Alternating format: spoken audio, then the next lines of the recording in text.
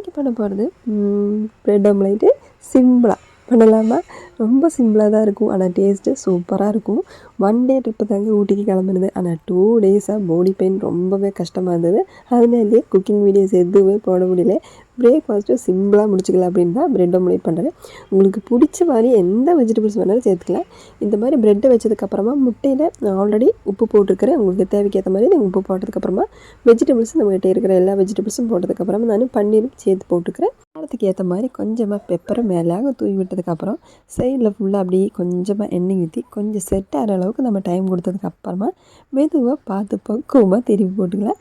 இந்த மாதிரி திருப்பி போட்டு மறுபடியும் கொஞ்சம் சிம்மில் வச்சு வேக வச்சு எடுத்துக்கலாம்.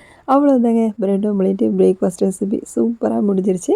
ரொம்ப சூப்பரான ஒரு பிரேக்ஃபாஸ்ட் ரெசிபிங்க. கண்டிப்பாக மிஸ் பண்ணாமல் ட்ரை பண்ணி பாருங்கள். கூடவே கொஞ்சமாக சோஸுமே சேர்த்து வச்சுக்கோங்க. அப்போ தாங்க இது சாப்பிட்றதுக்கு ரொம்ப டேஸ்ட்டாக இருக்கும். அவ்வளோதாங்க, நம்ம பீஸா மாதிரி கட் பண்ணி எடுத்து சாப்பிட்டிங்கன்னா கொஞ்சம் டிஃப்ரெண்ட்டான ப்ரெட் ஆம்லேட் ரெடி. ட்ரை பண்ணி பாருங்கள். இப்போ நமக்கு டெஸ்ட் பண்ணி பார்க்கலாம். ரொம்ப சிம்பிளாக இருந்தது, ஆனால் எனக்கு ரொம்பவே பிடிச்சது. சாப்பிட்டுட்டே இருக்கணும் போல தோணுச்சு, அந்தளவுக்கு டேஸ்ட்டாக இருந்தது. கண்டிப்பாக நீங்களுமே ட்ரை பண்ணி பாருங்கள்.